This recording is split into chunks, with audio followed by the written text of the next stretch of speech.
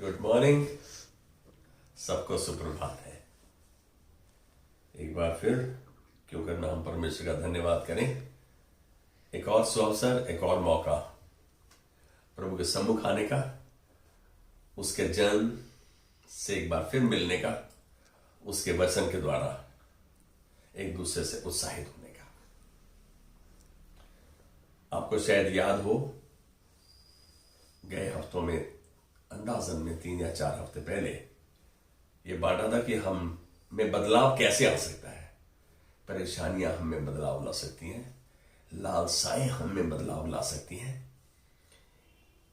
मैं इस बात को कहूंगा कि हमने बाइबल से कई उदाहरण देखे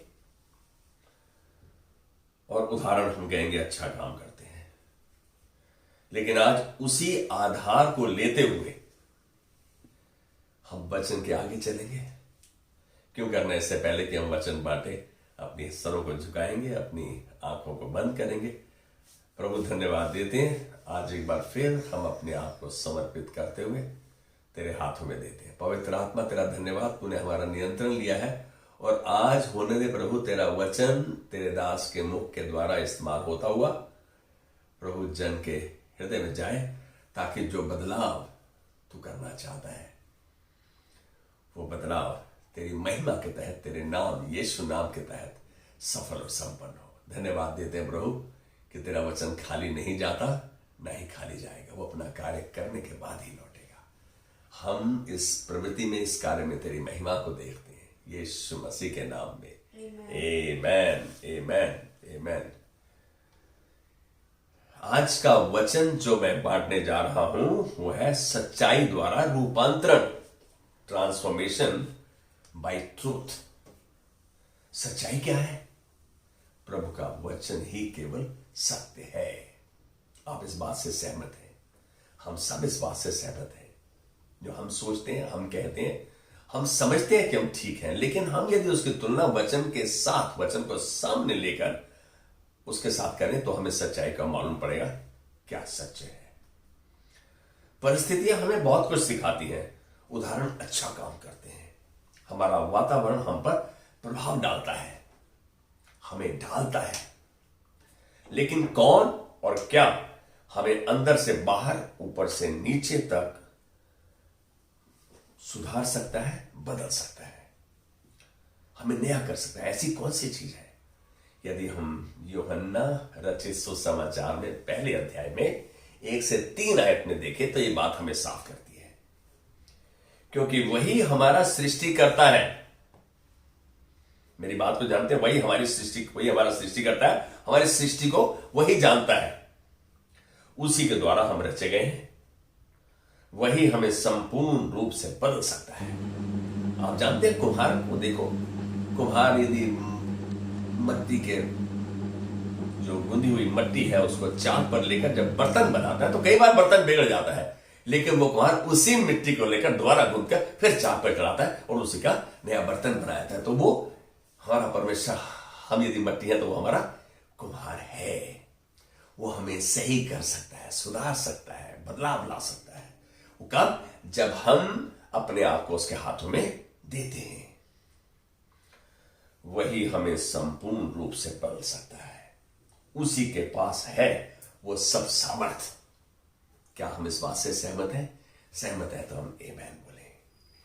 और वह है यीशु, परमेश्वर का वचन। मत्ती 4:4 में यदि हम देखें, इसमें यीशु ने इस सच्चाई को हम तक पहुंचाया।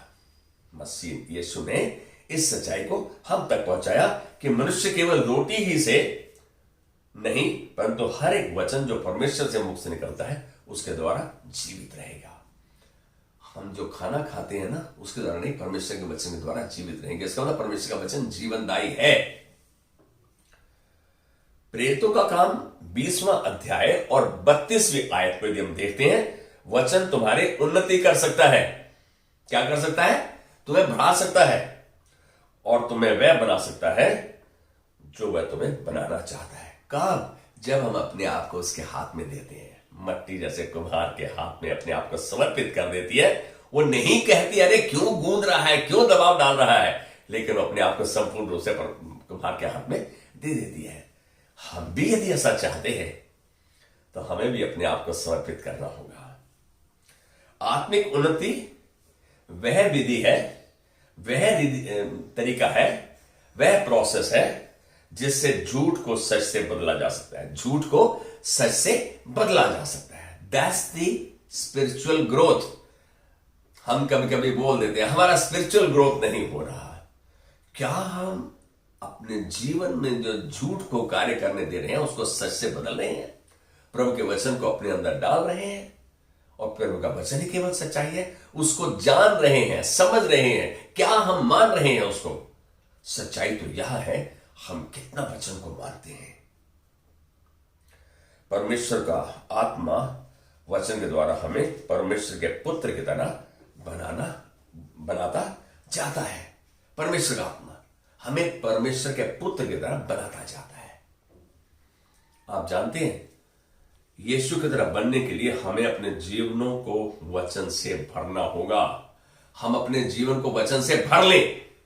जब हमारे अंदर कब जाता है, जब यहां आने के बाद हम उसको जीवन में लागू करते हैं तो वो 1 फुट नीचे आता है, तो वचन हमारा हो जाता है। जब हम उससे चलने लगते हैं।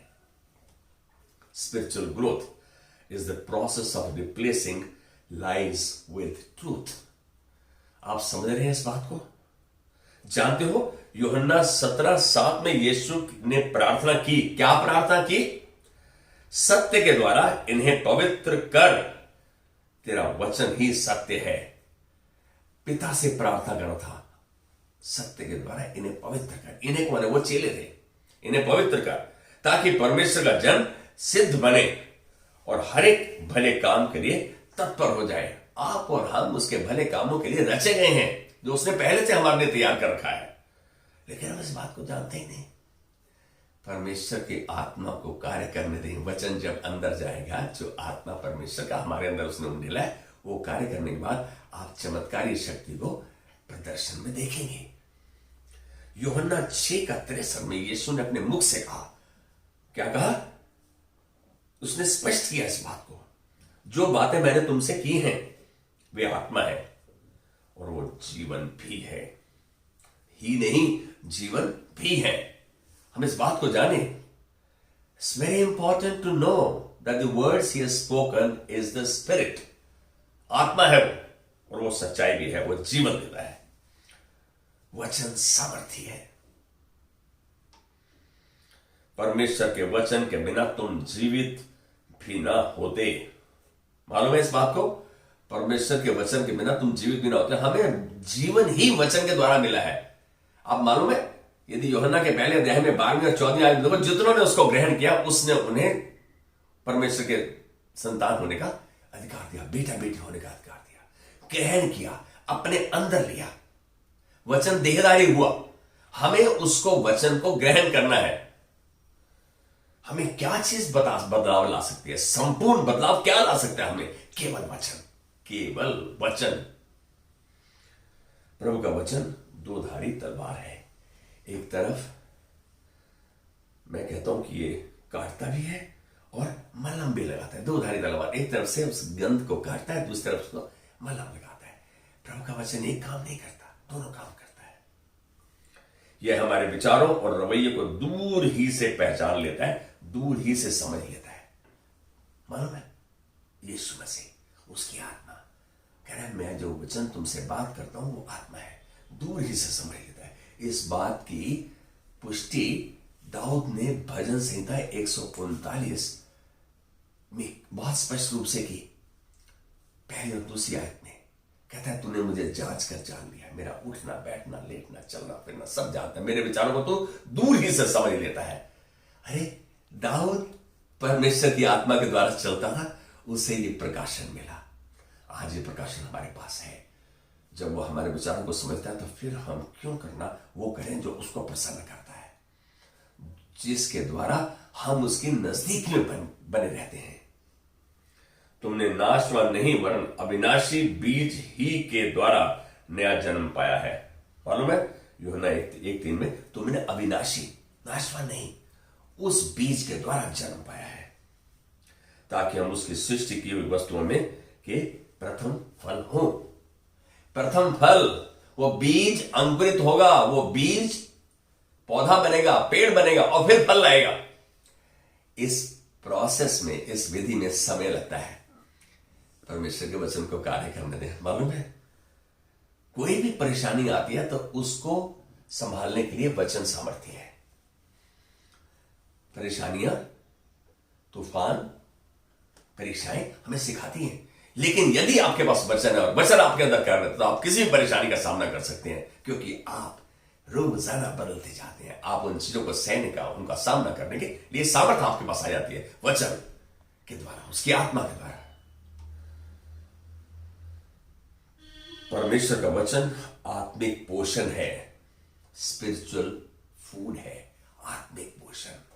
हम लोग अपने शरीर के पोषण के लिए तो रोजाना भोजन करते हैं, संतुलित भोजन करते हैं, लेकिन अपने आत्मिक मनुष्य के लिए कौन सा भोजन है हमारे पास? हम तो संसार ही की बातें करते हैं एक दूसरे से और उसी के बारे में चर्चा करते हैं। बहुत कम समय रहता है जब हम परमेश्वर के वचन पर मनन करते हैं। परमेश्वर का वचन आत्मिक पोषण है, जिसके द्वारा आपको उसका मकसद पूरा करना होता है। उसका मकसद, परमेश्वर का मकसद उस पोषण के द्वारा पूरा होता है, वो वचन जब आपके अंदर चला जाता है। अय्यूब 23:12 को यदि आप ध्यान से देखें, अय्यूब क्या कह रहा है? मैंने प्रभु के मुख के वचनों को रोज की रोटी से ज्यादा अपने अंदर संभाल कर रखा है। वो कह रहे हैं मैं रोज जो रोटी खाता हूं उससे ज्यादा मैंने प्रभु के वचन को अपने अंदर संभाल के रखा है। अय्यूब ने, फिर भी उससे गलती हुई, लेकिन अंत में जो परमेश्वर ने अय्यूब के बारे में कहा, घोषणा की, परमेश्वर के वचन ने अंत के अध्याय में अय्यूब में 42 में सिद्ध कर दिया। 42:10 में जब अय्यूब ने इतनी बुरी परिस्थिति होने के बाद प्रार्थना की अपने मित्रों के लिए, जिनको प्रभु ने उसके पास भेजा था, मालूम है वचन क्या कहता है? कहता है जब अय्यूब ने अपने मित्रों के लिए प्रार्थना की, परमेश्वर ने अय्यूब का सारा दुख दूर किया।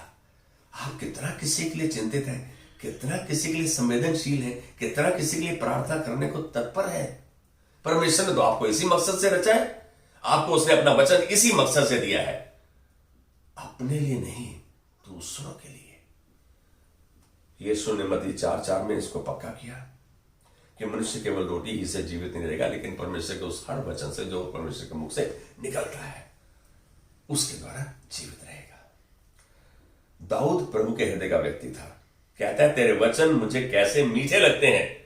दाऊद कह रहा है तेरे वचन मुझे कैसे मीठे लगते हैं, मेरे मुंह में मधु से भी मीठे हैं। इतनी मिठास है उसके वचन में। जब आप वचन को लागू करते हैं तो वचन आपको कहता है तो आप कितने गुदगुदाते हैं आप, लेकिन जब तक आप उसे लागू नहीं करते आप उसका असर नहीं देख पाते। आप डॉक्टर के पास गए, आपने उसकी फीस भी दे दी, तबीयत खराब थी, उसने दवा भी दे दी, दवा भी लिया है। एक हफ्ते के बाद डॉक्टर के पास बेटा अपनी मम्मा के साथ जाता है और माँ डॉक्टर के ऊपर भनाने लगती है, क्या किया आपने, क्या दिया, हम आपकी फीस भी दे गए थे, दवा भी लिया हमने। तो डॉक्टर ने सोचा मैंने तो सबसे उत्तम दवा दी इसको। डॉक्टर ने पूछा दवा कैसे कैसे ली? कह रहा दवा तो शेल्फ पे पड़ी है। आज हमारा किसी हद तक यही हाल है, दवा तो बाइबल तो शेल्फ में पड़ी है। हम कितना उसके वचन को जानकर, समझकर, मानकर जीवन में लागू करते हैं। मैं इस बात पे बार बार दबाव दे रहा हूं, हम सच मैंने में यदि अपने आप को रूपांतरण, अपने ट्रांसफॉर्मेशन, बदलाव, संपूर्ण बदलाव अंदर से बाहर तक देखना चाहते हैं तो उसके वचन को कार्य करने दें।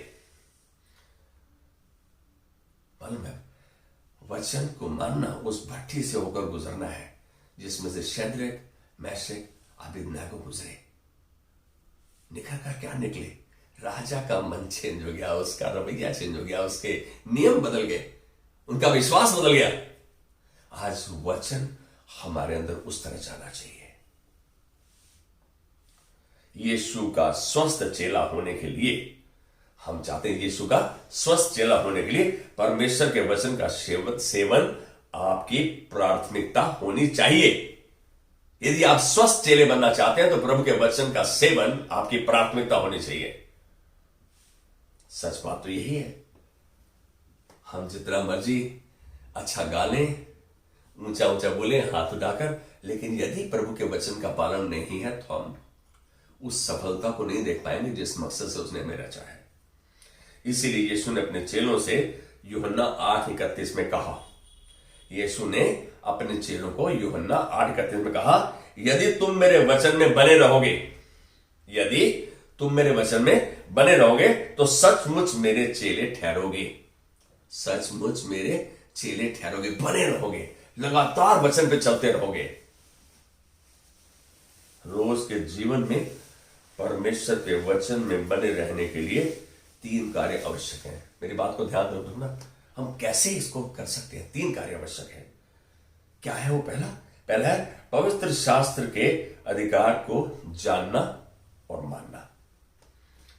प्रभु के वचन के अधिकार को जानना, उसके वचन को जानना और मानना। क्यों? आप बोलो क्यों? यही तरीका है। हाँ, क्योंकि नीति वचन 30:5 में कहता है कि परमेश्वर का एक एक वचन ताया हुआ है, सिद्ध किया हुआ है, तपा हुआ है, चौके सोने की तरह शुद्ध है। वह अपने शरणागतों की ढाल ठहरा है, उसका वचन। ये वचन कौन है? यीशु मसीह। अब जो उसके शरण में आते हैं उनके लिए ढाल, उनके लिए सुरक्षा, कवच बन जाता है। कुछ भी शैतानी हरकत उन पर कार्य नहीं करने पाती। आप इस बात को समझकर एक बार इस पर मनन करो कि मैं क्यों उसके वचन पर चलूं।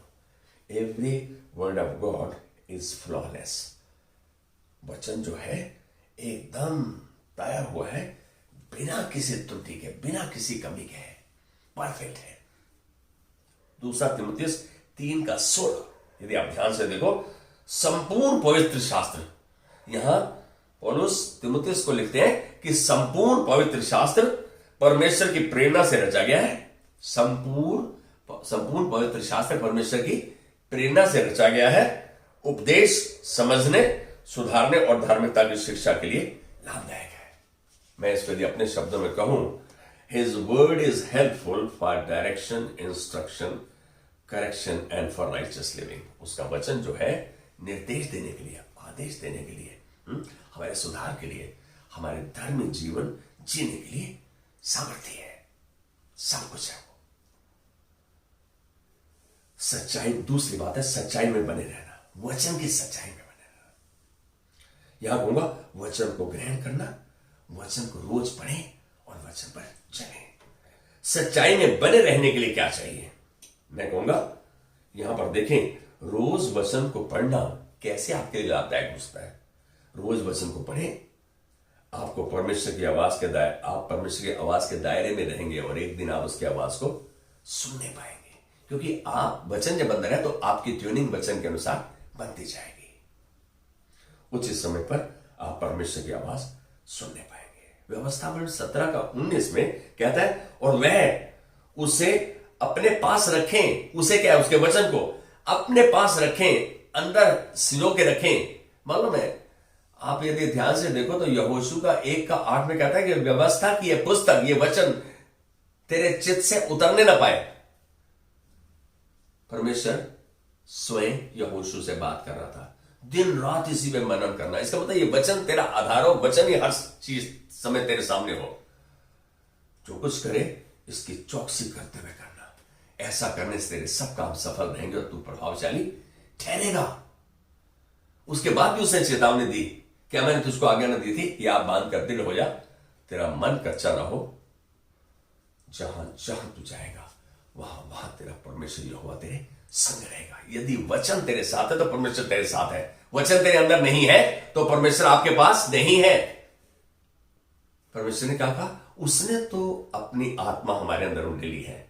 क्या तुम नहीं जानते तुम परमेश्वर का मंदिर हो, परमेश्वर की आत्मा तुम में वास करती है? ये तो उसने कर दिया।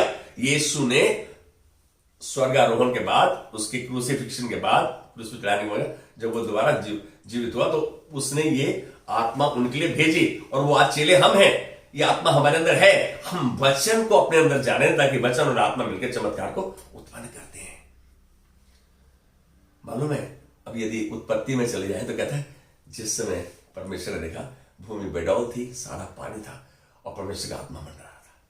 परमेश्वर ने वचन बोला, ज्योति हो जाए, रोशनी हो जाए, और वैसा हो गया। आत्मा थी, वचन ने कार्य किया, चमत्कार हो गया। जो जो परमेश्वर कहता गया वो होता गया। आज हम इसको कैसे देख रहे हैं? यहां कह रहे हैं और वह उसे अपने पास रखें और अपने जीवन भर उसे पढ़ा करें। ये 17 का 19 व्यवस्था में यदि हम जानना चाहते हैं तो इस वचन को देखें। यह आज्ञा है, चुनाव नहीं, कि वचन पढ़ें और अपने पास रखें, जीवन भर उसे पढ़ा करें। सुविचारित अध्ययन, रिसर्च, दोबारा देखें, दोबारा ढूंढें, मनन करें। वचन को गहराई से जानने के लिए उसे रोजाना पढ़ें, गहराई से जानने के लिए मनन करें और परमेश्वर की मदद मांगे प्रकाशन के लिए। मालूम है रोज पढ़ना क्यों आवश्यक है? मेरे को मालूम है, आज जो वचन है मेरे को मालूम है, सब मालूम है भाई। रोज पढ़ने के लिए प्रभु का वचन उत्साहित कर रहा है। परमेश्वर की मदद मांगे, वो प्रकाशन देगा। परमेश्वर किसी का पक्षपात नहीं करता। उसने दाऊद को प्रकाशन दिया, पौलुस को दिया, पतरस को दिया, उसने एस्तर को दिया, उसने यीशु को सब कुछ दिया। तो क्या हम अलग हैं उससे? पहले तुम मेरे पास आओ, फिर मैं तुम्हारे पास आऊंगा। पहले तुम मेरी ओर बढ़ो, फिर मैं तुम्हारी ओर बढ़ूंगा। परमेश्वर का वादा है, हम उसके पास आए और हमें प्रकाशन देगा। याकूब 1:25 यदि देखें हमें ध्यान से, जो व्यक्ति स्वतंत्रता की सिद्ध व्यवस्था पर ध्यान करता रहता है, जो व्यक्ति स्वतंत्रता की सिद्ध व्यवस्था पर ध्यान करता रहता है, उस पर मनन करता है, उसको पढ़ता है, उसको समझता है, उस पर चलता है, वह अपने काम में इसलिए आशीष पाएगा, वह अपने कामों में इसलिए आशीष पाएगा क्योंकि सुनकर भूलता नहीं, लेकिन वैसा ही करता है, वैसा ही काम करता है। याकूब की पत्री बहुत कुछ सिखाती है। मुझे तो यह पुस्तक बहुत अच्छी लगती है। प्रभु का सारा वचन ही फ्लॉलेस है, सामर्थ्य है। याद रखें, वचन को याद रखें, रिमेंबर। कुलुस्सियों 3:16 में क्या कहता है? याद रखें जो मसीह ने सिखाया, उसके वचन हमें बुद्धिमान बनाते जाएं। हमें याद रखना जरूरी है वचन को। ज्यादातर मैं जन के मुख से सुनता हूं, पास्टर हमें याद नहीं रहता, वचन भूल जाता है। अरे अपने बेटे बेटी का नाम भूलते हो क्या? नहीं भूलते ना।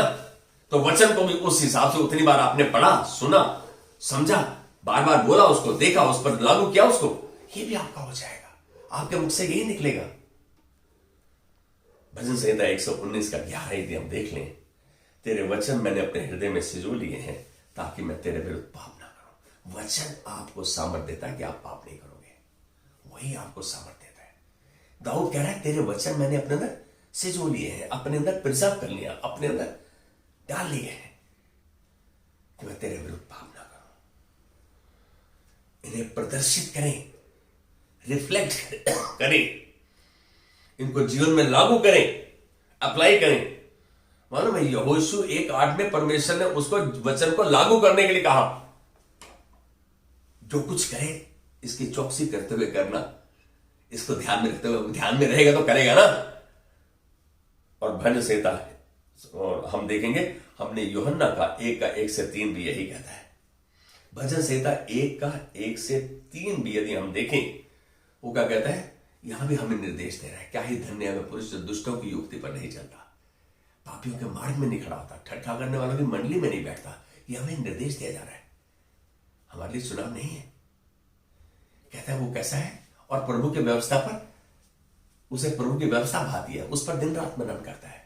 वो उस वृक्ष के समान है जो नदी नालियों के किनारे लगाए जाते हैं, जो उसके पत्ते कभी मुरझाते नहीं और अपनी ऋतु में फलता है। परमेश्वर ने हमें उस मकसद से रचा है कि हर ऋतु में, अपनी ऋतु में फले हम। हमें उस वृक्ष की नहीं इस पृथ्वी पर उसने लगाया है। हम क्या उस वृक्ष की नहीं उस फल को ला रहे हैं?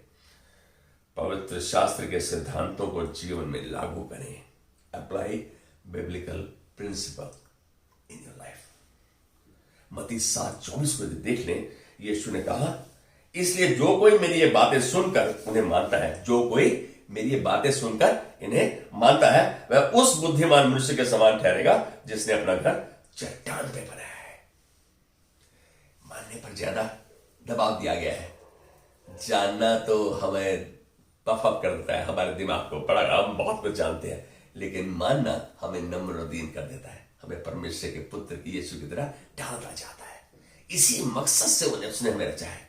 आज एक बात देखो, वचन आपका रूपांतरण कर देता है, ट्रांसफॉर्म कर देता है, आपको संपूर्ण रूप से बदल देता है।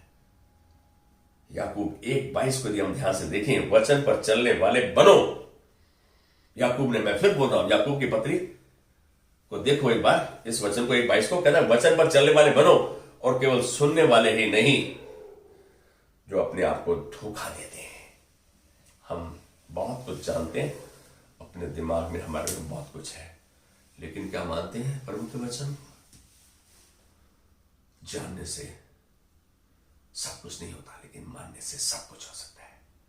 मालूम है, मैं अभी भी उस वादे को याद करता हूं जो यीशु ने यूहन्ना 15:7 में कहा, यदि तुम मुझ में बने रहो, मेरे साथ जुड़े रहो, मेरी बातें तुम में बनी रहे, मेरे वचन तुम में बने रहे, जो चाहो तुम्हारे लिए हो जाएगा। आज एक बार फिर प्रभु कह रहे हैं, मैं अपने वचन के द्वारा तुम्हें totally inside out I can transform you, I can change you.